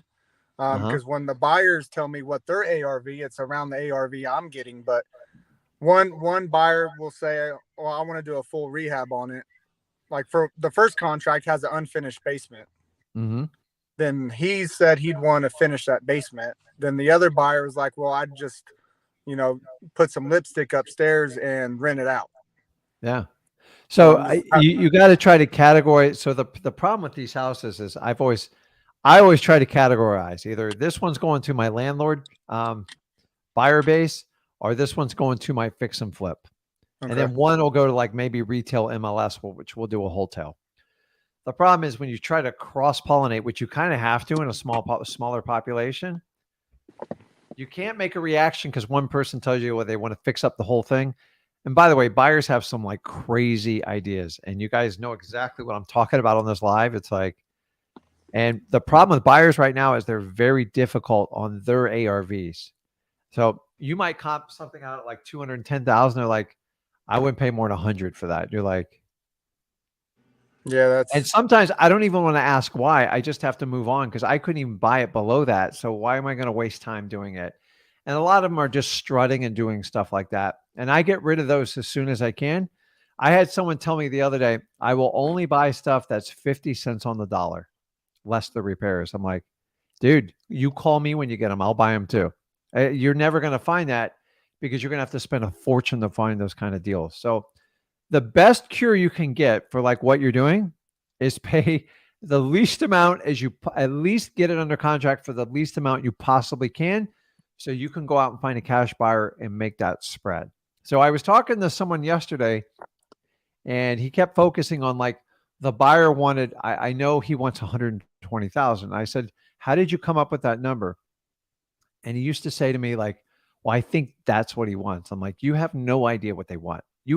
So you guys putting numbers in your seller's head, it's you. Just go for the no. Just build a report, go for the no, and get it for the lowest price possible. And by the way, if you want to give seller extra money, which I've done plenty of times, just because so if I'm making a huge profit and they almost gave the property away to me, I'm going to do something extra. I'm either going to send my person to the closing with a nice big fat gift. Maybe it's a gift card to a grocery store or something like that. Or I've given sellers an extra $5,000 because I made so much money. It was like embarrassing. I go, man, I know they're going to go back and look at this. I'm just going to do the right thing now because they didn't give me a hard time at all. And I'm just telling you, like, just make sure you go for the lowest possible number, Jared.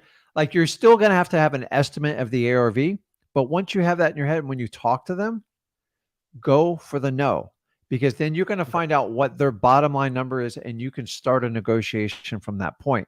So many people are trying to negotiate to get their first contract accepted as a yes, and it's a huge mistake. It's a disaster waiting to happen because then you got to, so if the ARV is 210 and you offer like 190 and they reject you, where are you going to go from there? You have nowhere to go other than out the front door. So just make sure you use it. I know it's, you guys, someone told me, go, well, that's gimmicky. I go, well, give me your solution. Like, what are you going to do? Ask them, what's your lowest price you'll take? And then keep beating them up on that. I used to do that when it started and it was a huge numbers game. And now like it's the easiest way to get to their counter offer and build rapport while you're doing it. So I don't have a solution for the ARV. I wish I had like this magic formula because I have the same access you do. But understanding, all you have to do is find out what your buyers will pay for it. And as long as you're getting the lowest contract price possible by having that upfront conversation, you can go to your cash buyers, you can market your contract, and you can find the best spreads humanly possible. But if you're constantly on like slightly below that ARV line, it's going to be painful in this current market. And guys, This market's sticking around for 2023 and probably half of, if not all of 2024. So it's not going anywhere. So you need to adjust now. Here's the good news. The bad news is out in the media. You can't watch a media thing which talking about how interest rates are climbing and how bad it's going to affect the real estate market. So after the holidays, people are going to have a change because now they're looking at 12 months of payment on a house they don't want. And those are the properties I want to buy. Not every deal's a wholesale. It's okay. But I love what you're doing. Just you got to put the best price forward, meaning get it as cheap as possible, market the crap out of it, and then find the people to pay the spreads. And hopefully you have more wins than losses. If you have more losses than wins, it means you're paying too much for the properties. Okay. And honestly, that's the game plan for wholesaling, guys. Everyone trying to do 70% ARV, like my repairs, that's ridiculous. Take every property you can get like that because that's a no-brainer rule, right? Like if somebody offers you a free a steak and lobster dinner for 50% of the value, eat it. Don't think about it. Don't analyze it. Just do it. If somebody offers you a property at 70%, it's a true ARV 70%, buy it. Put it under contract and sell it to a cash buyer because there should be plenty of money to make that work. The problem is if you live and die by that formula, you're probably going to get very few deals for all of 80% more realistic right now. So I did a video. When did I do that video? I think I did it. I did it with Zach. I did a video on, and we did this on the freewholesaling.com, is the reality is the formula gets skewed because some people minus off the repairs. They take 70%. And then some people minus off the repairs or they add them back in. If you do it, it has a huge impact on the number that comes out. So I just released a video on it. It's a simpler form. I did it. When did I do it? I did it last week. And I went through the entire math of how to do it correctly. Because the reality is if you do it, 70% is a no-brainer, guys. If you can take it, run with it. The reality is when the market got hot, we went as high as 83%. That's way too high in today's market. You're going to rely somewhere between 70 and most likely 78%. The numbers go up in a hot market, they go down in a soft market. And that's just the truth of it. The reality is it always comes down to the repairs of the house. And that's where most people screw it up. So if a house is worth $200,000, say it needs 20, 30 grand worth of repairs, here's the easy way to do it. Take the ARV of 200, go build rapport and offer them 100 nicely. Like, hey, would you consider 100 and shut up and see how they respond to you? And if you don't get kicked out of the door and they give you a counter, now you can start an intense negotiation without spending 4 weeks trying to figure out how to get to that number. And that's all I try to do. Guys, trying to get a yes. Trying to get a yes on your first offer this is what gurus teach. I don't teach this stuff. The reality is if I make 10 offers, probably 9 of them are going to be churned down instantly. I'm okay with it. I don't want to buy properties for the most amount. That's called a realtor. I am not a realtor. That's what my first contract is. ARV's 200, then repairs is, I'd say 25 to 30, but I got it under contract for 115. Yeah. So have you sold that contract yet? I have. I got a guy looking at it as we speak right now. Okay. And so how much are you going to make on it? Probably 5. Okay. Hey, dude, that's a win just starting out. I'm telling you, man. So I had it's actually a kill week, but I go, yeah, how can I make a celebrity noise and like cheer it on? And like, I'm a big boat guy. So I like, like you find air horns annoying. I do. Let me see. So I don't do bells. I have one more question though. Shoot. So I have a realtor that has been throwing me a lot of stuff, and she saw one of my contracts, and she has a buyer that's coming to look at it today, possibly too. It's my second contract. So when the realtor gets involved like that, like you were saying right before I hopped on to the last lady about the realtor and assignments and stuff, who pays the realtor's commission in that so process? Is the property listed? It's no, it's my contract. So it's wide open. So if you want to pay the realtor, you can add an addendum into your assignment of contract under the other section, and just say Yeah. or you just I believe we have 14 paragraphs in there. You can put 15 and handwrite it in there. John Smith for Realtor by the Seas is entitled to a 2% commission or I just put in the number. I owe them $2,000 for finding this buyer if it successfully closes. And you just write it in there and you give a copy to the realtor, make them feel real good about it. But Okay. it would be in the assignment of contract, and it's whatever you negotiate. So I don't like to put percentages, but some realtors are like a little bit weird about this. And let me explain this to She you. said 3%. Correct. So everything's negotiable, but like if they're getting you a good premium and it works for you, then great. Realtors only talk in percentages. Investors talk in cash numbers. And so just make sure whatever number it is, you put it in there in writing so it can't be manipulated. Okay. And So on also some realtors like you. So say I'm selling a property to a realtor's client for $200,000. Sometimes they like you to put the commission on top of the price and add it in, and then you got to pay it out of your side. So just find out if they want the title company to pay them on the HUD, which in my opinion is the preferable way, or sometimes you have to pay them directly. Most realtors don't trust investors to do that, but most of mine like me to do that. And then I just give them, well, it's just a 1099 if they do it that way, but most of them are paid through an LLC. So in the assignment contracts, just spell it out, and I would put a number on it. And remember, everything's negotiable. If a realtor is making you a ton of money and they made it super easy, then I'd pay them the most that you can afford to do. If they were difficult and they're negotiating everything, make sure you do it back. Okay. And also in your and Zach's purchase and sale agreement, I know, well, one of the sellers noticed it says sellers agrees to furnish title insurance. Is that for end buyers closing costs, or how does that work? So the contract's somewhat generic because we have 3,500 counties, 50 states. There's no way to spell it all in one contract. So that's why we tell you always take it by your local title company to review your PSA. Sure. The reality of all real estate, everything's 100% negotiable. So like, here's the crazy part. I'm in the state of Florida, and the 3 counties I do a majority of my business is. One county is customary for the buyer to pay for the title insurance. And then I go to the county to the south, and it's the opposite. The seller pays for it. The key word is customary. I'm not a realtor, nor do I want to be a realtor, but you do have to explain this stuff on contracts. And let me give you an example. In your purchase and sale of contract, if you agree to pay for closing costs, if you just say, I'm going to pay all your closing costs, you guys can get in a lot of trouble with that statement because your seller doesn't understand what that means. They're like, oh, great.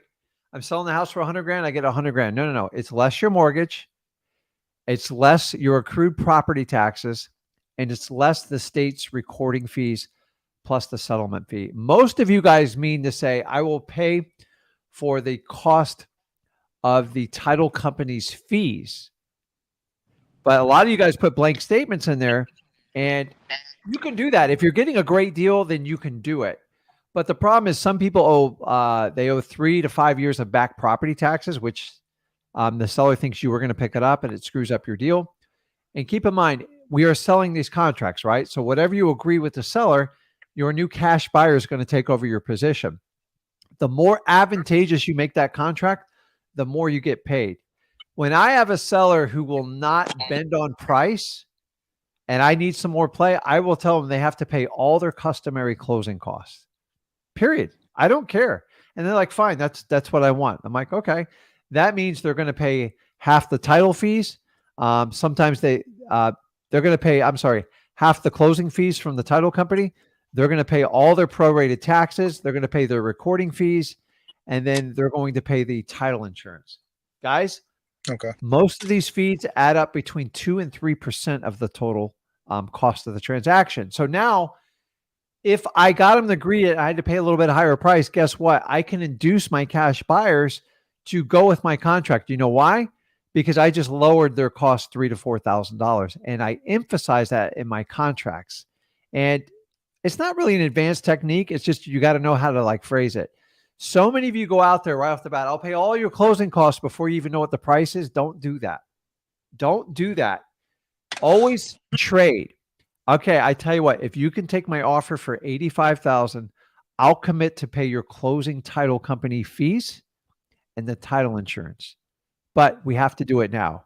And they'll say, what does that mean? And you just explain it to them. On average, that's about 2% of the transaction. And they go, no, I don't care. Like some people, they want to pay their fees, let them pay their fees. I don't care. If somebody gives me such a smoking deal, I make it very clear. But I tell them it's less, it's stipulated in the contract, it's less any liens on the property. But like paying all closing costs is a very vague statement. So on average, you're giving up 3% of the deal when you say that. And you need to be aware of it when you do it, especially in a soft market. So it's all negotiable. Eventually you spell it on the contract. And here's all I know is when you go to the closing, sellers will hold you accountable for what you say much more than what you put in writing. Because that's all they remember. So you remember you ever someone tell you, go, okay, Jared, here's what we're going to do. We're going to meet Saturday at like 8:00 and you're going to bring $100 and we're going to figure this thing out. And you go, okay, Saturday, 8 a.m., $100. And you get there, you show up at 9. I show up at 9. You're pissed. It was 8. And then I said, where's that $500? And you go, no, you said 100. I go, well, I have something in writing that says otherwise. You're like, BS. Like I like punch you in the face type of deal, right? So you got to understand, sellers only remember your verbal contract. I'm just telling you, always put it in writing because you got to cover your bases. But in the end, they will hold you to your verbal contract all the way to the seller's table, all the way to the closing table. So always make sure you honor it. I think I kind of overlooked that part about the title insurance. You're learning. It's okay. You're learning. Yeah. So another way you can find out if you want to know what's customary in your city, in your county, go to your title company. Go, hey, who normally pays for title insurance? That's who what I pays asked. for this? Yeah. And then you'll find out like this customary word, that's not in my language. There's nothing we do is customary, not even close. By the way, guys, everything in real estate is negotiable down to the last brick on the house, to the furnishings, everything, the fees, everything's negotiable. Customary, this is what 98% of the world does when they do a real estate transaction. You are not that person as a wholesaler and you have to understand it. So when you go to a regular title company, they're not used to working with wholesalers. They're going to treat you like 98% of the rest of the population. And do you know how most title companies process when you're going to close on a contract? I don't. They look at your closing date on your contract and they assume that's the date you're going to close. That, to you and me, that's our worst case scenario. I don't want that to come true. I want to get it done before then. So they don't start pulling titles sometimes till 2-3 weeks till after you give it to them, because that's what they normally do. So I make my title companies pull title the minute I hand them the contract. I don't want a surprise. I want to figure it out as soon as possible. We got an agreement of when when I turn in my assignment is when they'll start the title search. Yeah, but like honestly, when you got good deals, most of the sellers know when there's an issue with the house. And then honestly, if you even have a suspect, you can pencil search it. But so many title companies, honestly, they rather get it out of the way so they can get your thing scheduled. It doesn't cost them a ton of money to run the title. Okay. And I've only paid a few title that. companies because they do just a simple title search. And remember, they get thousands of searches a month, so it's not that big deal. So they got to print some paperwork and they have to commit to an employee. I get it. They don't want to waste people's time. So, but please don't have them wait too long to run title, because if 7 or 10 days goes by for you to get an assignment and you say you enter that assignment and you find a title problem, it's a nightmare to unwind. Because now you What happens if I have them do the title search, but I want to back out the contract because I can't find a buyer and they've already done the title search? They just eat the title. So it's up to your relationship with them. I get it. Like they don't want to waste time and you don't want to burn through fees. So whatever you need to do, but sometimes that will blow up on you because we buy problem properties and stuff comes up all the time. And then you have to unwind a deal because you can't deliver a clear title. So you just like find the balance on it. Most title companies, they're not going to come back and give you a $200 fee for running a title. So if they ran 10, 12 title searches in a month for you, and you closed 4 or 5 deals, they're fine with that. It's the people that Okay. run title searches and they never intend on closing. They're the ones that are like, dude, I'm not doing this anymore. But I'd Sure. rather find out sooner or later. So on average, in my state where I am, it takes about 3 days to come back to figure out what's going on with title. And guys, I've had some wild surprises. I'm not a title researcher. I just want to know if it's going to easily convey if there's a problem. And a lot of you go, well, there's no problem. I see they did this. Whenever there's a quick claim deed with someone married, it can be problematic. Whenever there's a power of attorney, when the taxes aren't paid correctly, there could be a lot of things that pop up. And for those of you that work the code violation list, it's even more important on that one. So you're doing the right way. Just keep going and work with your title company. If the agreement you have with the title company is working out, like, don't change it. I'm just letting you know when you work with a title company, they become like part of your team. And the sooner, in my opinion, the sooner you can find out a problem, the better. And then the idea is if you close more than that fail, you'll do fine. So on average, we get about 20% of ours that we have a title problem or we literally just couldn't find a buyer for it and we get out of it. So Okay. 2 out of 10 is not bad. So when you kind of run the numbers I just don't want someone that you put in all that hard work. There's nothing worse when a title issue comes up because that buyer gets really pissed at you. And like, you got to explain to them, like, can you just wait like a month or 2 and get it fixed? And they usually don't wait. They get irritated. So just to kind of let you know, you'll figure How it do out. I send you guys a message because in case I can't get a buyer to see if you guys can kind of look at the deals and see if we can JV or something? So we're kind of redoing how we do the whole JV thing. So Yeah. your exact scenario I'm going to use, and like, don't take it personally, but I'm just going to show Sure. you. That's the kind of deal we're trying to avoid. Because here's the truth of the matter is if you get it under contract, you have more than enough skill sets through me and Zach to do it, and you can't find a buyer. And are you doing this locally or virtually? I'm locally. Yeah. What do you think my odds are? Where are you located? Which market again? Knoxville, Tennessee. What do you think my odds of pulling a buyer out in Knoxville, Tennessee to close a deal, like to get a deal done in like less than 10 days or 2 weeks? They're slim. Not good. And that's the problem, guys. This cost me money and time, and I don't want to research deals that you guys couldn't make work. So we're going to change our commitment process and how we do it and find a way to work with you guys directly. But the problem is I can't have you selling it. I can't be selling it. It creates mass confusion and everybody gets upset. And I don't want to be like stuck in there. There's got to be a better way to do this. So what we're doing now is if you have a really good deal and you want to work with us from day one, and it's like a really good deal, I'll walk you through on how to do the transaction. You can send us an email at support@flipwithrick and put in the title, the address, and we take a look at everything. But I can't, like, honestly, guys, we've been sorting through thousands and thousands of leads, and we do deals, but like, if I had to tell you how much time and money you have to spend, and then I tick off employees and stuff like that, I'd rather be more prolific because a lot of people do exactly what you say. They try 2 weeks to sell it, and then they give us a week to sell it. And I just don't want to run around with my head cut off like that. It's too hard, especially in today's market. They got to be smoking deals, and we can't have multiple people marketing at the same time. It's just too difficult. I respect that. So if you have Well, I one, just send appreciate an it. email, and then we'll talk from there. So you said support@flipwithrick? Yep. Just put in the title, put the address, and put your name in parentheses next to it. And I promise you, we'll look at it. All right. Sounds good. Okay, Thank man. you. I appreciate it. Guys, does that make sense? If you guys can't sell the deal, me from like 1,500 miles away, I'm going to have the same issue. So, interesting. What's up, Jason? How you doing, man? You there? Jason, I see you on the screen. Hey, can you hear me? Yeah, I hear you just fine, man. How you doing? Sorry. I'm doing good, man. Let me, I'm going to take, I had to turn off my. You want me to come back to you? Nope, I'm good. I'm Okay. good. I just had to turn that off. How are you, man? I'm fantastic. How are you? I'm doing wonderful.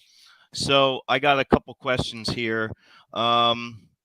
So I actually just talked to the seller right now. It's a pre-foreclosure. The problem is it already has an auction date set. Have you ever done one of those? Yeah, I mean, it's not ideal, but it is the situation. So what is the auction date? Well, Now you're gonna, just talking about people checking out for the holidays. It's January 3rd. yeah. So, so did you enter into a contract with them? No, I haven't. No. So boy, you better like get cranking. So Yeah. you need to enter into that contract and you need to find a way to have your title company reach out to the foreclosing attorney to try to stop the sale. You're going to have to try every stop in the book. You're going to have to Okay. try at the county level. You're going to have to try to work through your title company and you're going to have to hammer that law firm. Okay. It's not Before easy Christmas, pretty much. because the other way you got to do it is you got to hire an attorney and pay him $1,500 to $3,000 just to stop the sale. And most of them will tell you got to do a bogus claim of like a bankruptcy. I don't commit fraud. I don't believe in that. We have a legitimate contract on the property. Do you know what all the liens and everything are added up to on the foreclosure? No, I do not. No, So I you just got this lead. yeah. So number one, you got to make sure there's enough equity in it. Okay. So Well, that was actually going to be my next question. The on PropStream, is PropStream usually correct with the mortgage balance? it's a guesstimate. It's not going to be exact, but it Okay. should give you in the ballpark. And you should be able to get the foreclosure case and look up online. And it usually reads like a novel. It's ridiculous, like all the people they serve and the complaints and who's doing Okay. that. And but they'll start revealing amounts within there, and you can reverse engineer the mortgage through PropStream. You can do it through ZachData.com, but PropStream is one of the more accurate ones. And Okay. then from there, you can go into the court case and kind of put two and two together. The third one is the seller gets sent all the legal notices on what they're trying to foreclose on them for. And you need to get that kind of number because you need to look at it and Yeah. make sure there's any equity left into it. So have they given you a number? Yeah, well, PropStream says $121,000 balance, and he is saying $166,000 balance. So I go with the bigger number. Okay. Remember, you got attorney's fees. Bigger If they're not paying on the mortgage, you got interest. So it only grows. And the idea is they drag this on forever. So it's near the end. So Yeah. what's the house worth? I think the ARV is around 220, and Yeah. the repairs are probably around 20,000. So it's really close. It's borderline. And that's Yeah. the problem with everyone who procrastinates on a foreclosure. They can't get the numbers to work because they waited so long. Procrastinating gets to the point where is it really Yeah. worth it? I'm Yeah. telling you, in today's market, it probably isn't because you're not going to have enough time because they waited to the last minute, and it's going to take it takes a lot of work to stop these sales, Yeah, a especially lot of year legwork. end, and you're talking about like a holiday season. So Yeah. I always tell you, Worst if you, case scenario. yeah. So if you're ever working with somebody in a foreclosure or pre-foreclosure, the ideal scenario is to catch them at least 90 days before the auction because you can get anything done in 90 days. Yeah. 30 days is massive risk. And you better Yeah. make sure the equity's there because you don't want to waste time.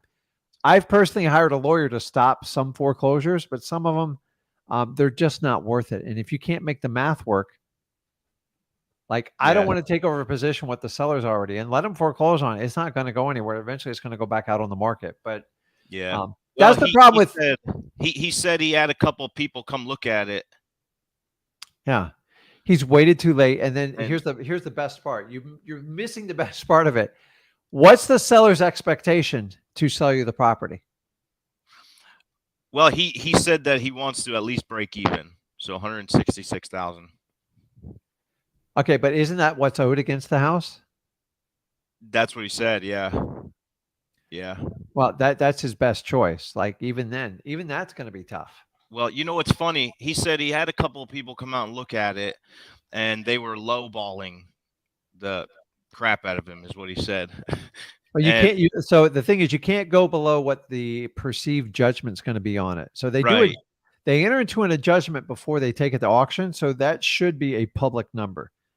If you Yeah. can't make the numbers work for that, just move on because you're just going to be wasting time. Waste of time. Yeah. The problem is what I'm telling you is most of these sellers, they actually expect to get cash out of these properties because They're so used to the market being so hot. They're like, oh, I should make money no matter what. Those days are over. The procrastination has cost them a ton of money. You can't make it work. How far behind is he on payments? How many months or years? It was the pre-foreclosure. It started in March of 22. So Yeah. like So 8-9 months.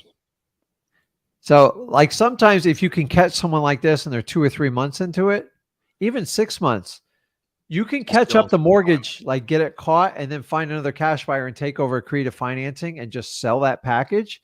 Yeah. And that serves all three parties and it's helped. The problem is, once again, this person's procrastinated so long.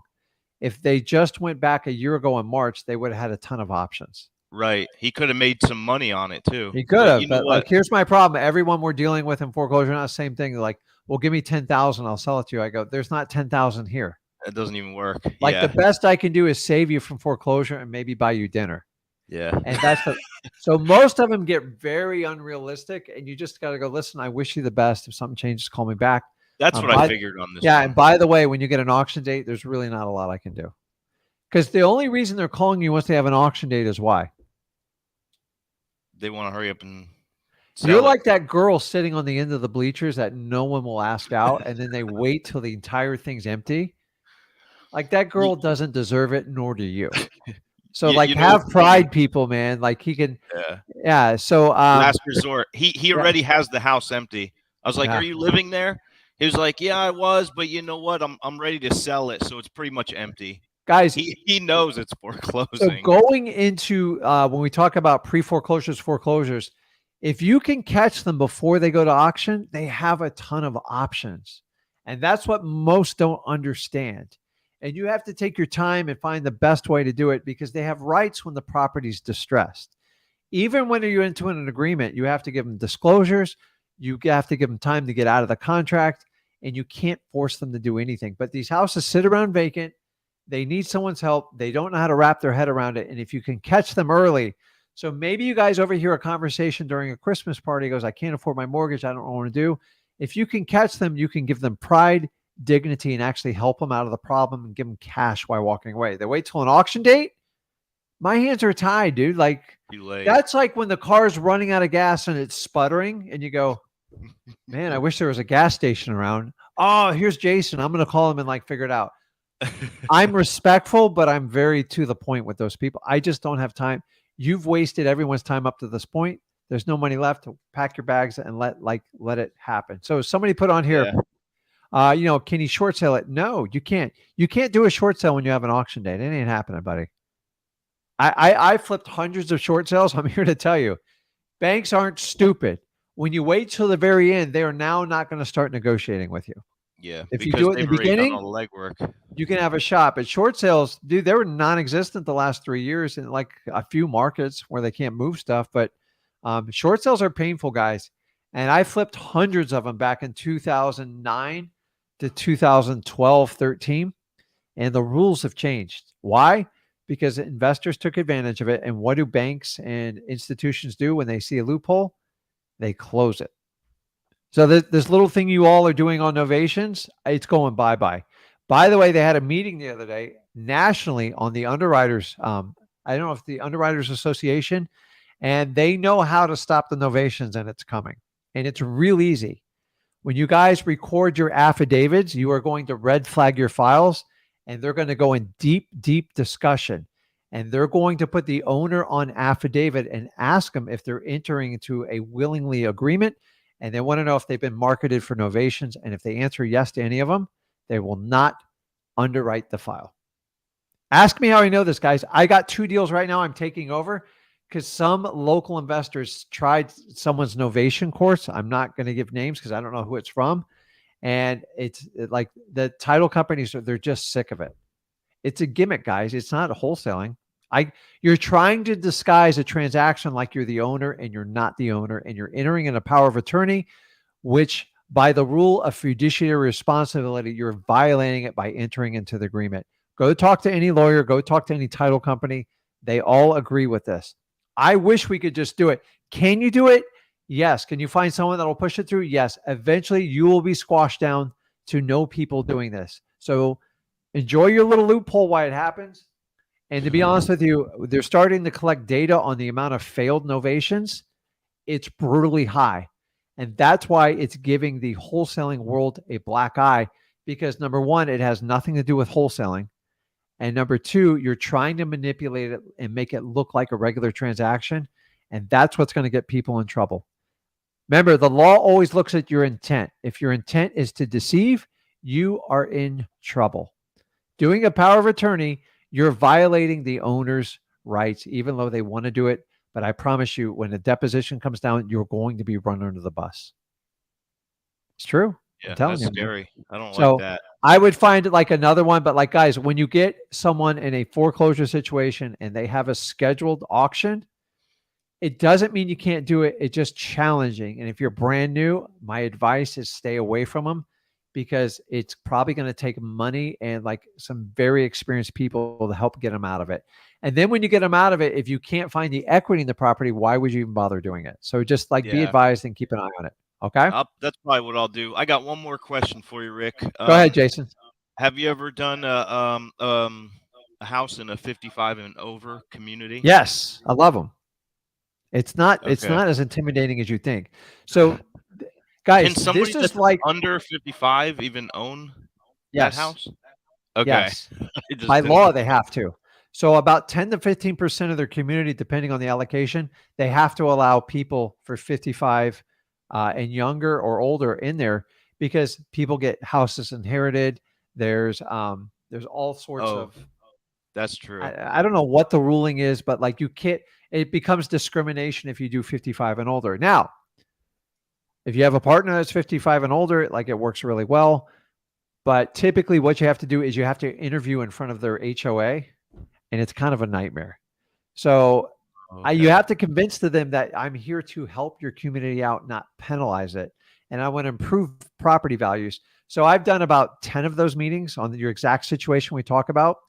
And by the time I'm done with those meetings, I always walk away with 2 or 3 buyers, because they want to buy the property and get you out of there. What you have to watch for in HOAs, here's what kills the deal. Any type of restriction for resale, 1 year or 2 year, I will not touch. Also, when they have a restriction on renting the property, you got to own it 1 year or longer. That's going to really kill your buyer's pool. If you can get around those 2 things, I'll do any condo. I don't care. Like it's a pain in the butt. You got to pay the fees. Yeah. Those are the 2 deals that will kill any HOA property I buy, because I can't get around those. There's no way around it. You can't do it. And by the way, I've been rentals. sometimes they restrict rentals for 1 year because they want to discourage investor activity. Okay. I recently got busted on one and had to go to court for it. I didn't win. So I'm just saying, like, they hunt you down. Like they have like controls over the 55 and older, dude. It's easy. So a lot of them have allotments, or sometimes you can bring somebody and put them on 55 older. I've even used my hard money lender to help me do it, like when I was much younger, but now I'm an old fart. It's like no big deal. Once you're even close to the age, they'll never question you. Yeah. Okay. So remember, a lot of these are rules. It doesn't mean they're actually legal either. Yeah. I was HOA. told by reaching HOA that a corporation could not buy a property in there. And I showed them a list. I go, you got 5 properties owned by banks in here. They are a corporation by definition. So your rule violates itself. I just need in writing, you're turning me down for that. And then I promise you a lawyer's calling you. Like you can't, like, I get it. That's your policy, but you're breaking laws by doing that. You can't discriminate based on that. There's nowhere, I don't see anywhere where you can do that. And I got it. I had to wait 2 weeks to buy the property and make it work. So listen, I'm on a board of multiple like boards, and you should see the like crap that comes across the desk. It's actually funny. It's just so comical. And most of these boards have a common sense. Remember, they want to keep their values up, and they want to keep like-minded people in the community. That's why 55 and older. The reality is they don't want screaming kids. Let's be honest, right? Right. But they got screaming dogs. It's just as bad. So it's, it's like, don't be scared of them. I'm telling you, you can flip those properties. It doesn't mean you have to live there. So sometimes you got to read the rules. So my only advice, if you do a community like that, get it under contract and make sure you get a copy. make sure you get a copy on the bylaws. From the HOA. Yes, and read them. Read them Yeah. very carefully. Okay. Unfortunately, is a required reading because you might be walking into a show that you want to be part of it. And if they discourage rentals or that you can't flip it in X amount of like months, I usually run. I don't want any part of that crap because they make it very difficult. Yeah, that was a pre-foreclosure as well. Her auction date got postponed. I don't know why, and it got postponed again for January 3rd. I don't know why. I seen bankruptcy on there. Maybe that's why. Yeah, maybe that is it. And so that even complicates it more. So they use bankruptcy as a delay tactic. It's kind of fraudulent, but I don't know them. I would just stay away from it. Okay. Okay, Rick. Well, I Okay, appreciate man. it, man. Have a good holiday, you. bud. I'll talk to Yeah. you. See you. Okay, guys, I think that is it. So do me a favor. Make sure you guys are subscribed to our YouTube channels, Rick Ginn and Zach Ginn. We have released really new content information that I don't share on any other channel. And as usual, make sure you are subscribed to this channel. Guys, I appreciate it. If you are new here, make sure you go over to freewholesaling.com where you can learn how to get your first deal, not only your first deal in wholesaling, and make up to your first 100 grand. Guys, I appreciate you. I will see you guys soon. And guys, go out there and get deals and make sure you go for no.